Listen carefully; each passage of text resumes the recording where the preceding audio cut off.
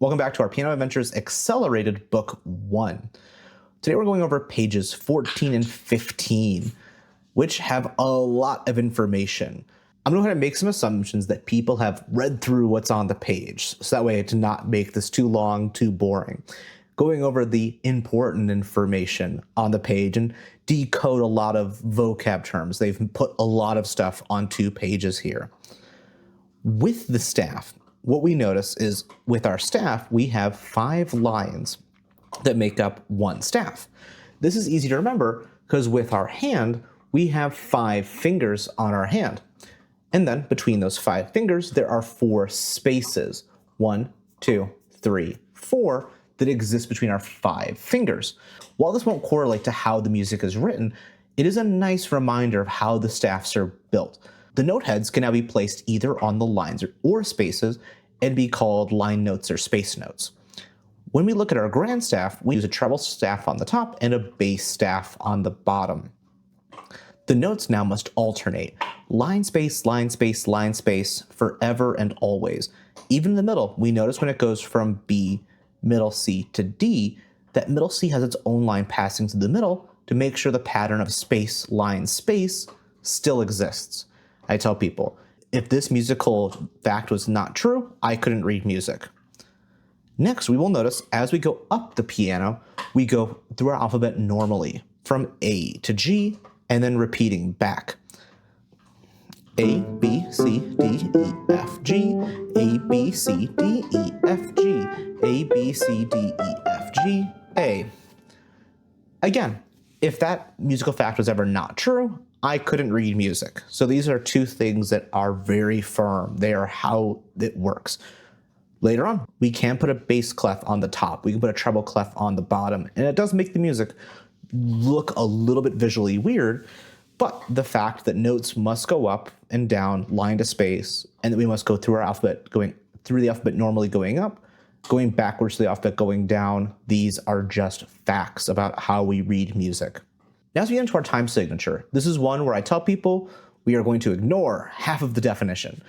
We are going to look at the top number. This is where from our first video with our rhythm flag, we are now getting to see how many beats are in each measure before we play the song. In our 4/4 time signature, the top 4 refers to 4 beats per measure, which is very common. A lot of our songs will have 4 beats per measure. And the bottom number doesn't really matter right now. It's something I tell people to ignore and not think too much about. It would seem obvious, it might seem confusing. Don't worry about it. You'll be out of the first 2 books before we actually change the number on the bottom, and it would make things more confusing to explain it. When we do explain it, there's a lot of other rules that we also get into and a lot of other things we got to think about. So you can truly just ignore the 4 on the bottom. There are 2 4s here. They mean different things. You only care about the top one. And so now assuming someone has already tried to sight read the 4-beat alphabet, let's take a look through and see what it's going to sound like.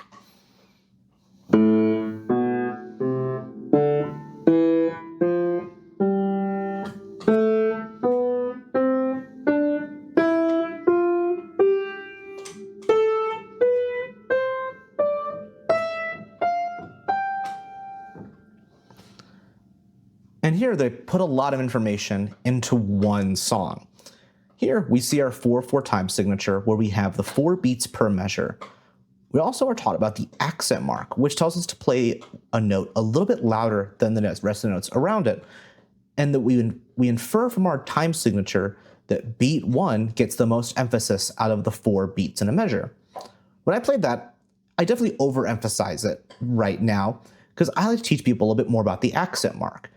With our accent mark, we can use the arm to play the piano. This added weight of the arm will increase the level of sound that we get versus we just use the weight of a single finger. So here, as I raise my arm up, I keep the finger in contact with the key, and then I drop my arm weight into the piano. Now, I can keep my arm relaxed and lift just my finger and drop the weight of my finger into the key. Arm, finger, arm, finger. That way, if we're dealing with these downward forces going into the piano, we can use our most important downward force, the most consistent one, which is gravity. That we're not having to press down and hold things as much and having to work very hard to go down, but we let gravity do a lot of our work using the natural weight of our body and our limbs to play the piano. I'll go through slowly, talking through what I was doing. Here, I make sure that the fingertip stays in the key as I elevate my arm a little bit to then let the arm drop into the key. I go to the next key and place my finger on it without having the key get depressed. I then engage my finger like normal to press the key. And I get to my next E. When I raise the weight up, my fingertip's already on the key, and I drop the arm weight into it.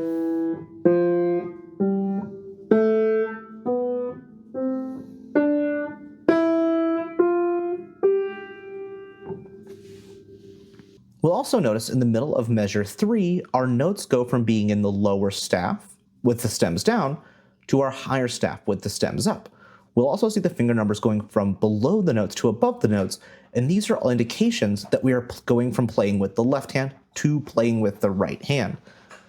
The finger numbers, staff, stem directions, and even right hand and left hand being written in the music, these are all actual information we will get in repertoire music that will tell us which hand to play sections with.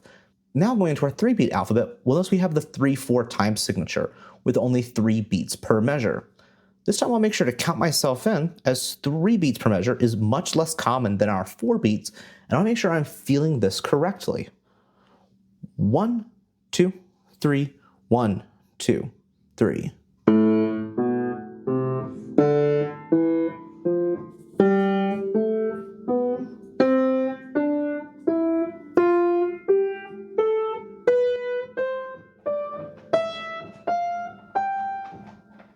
And once again, I can use my upper arm accent with my fingertip on the key to get this louder volume out of the piano, using gravity rather than pressing really hard onto the piano.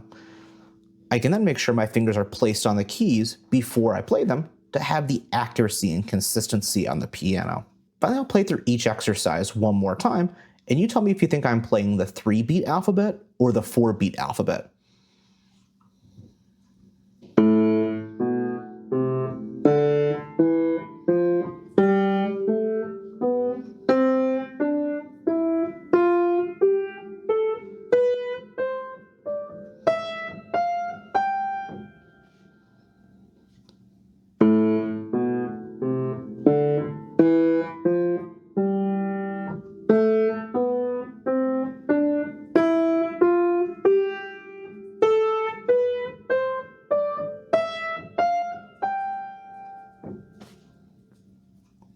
Happy practicing.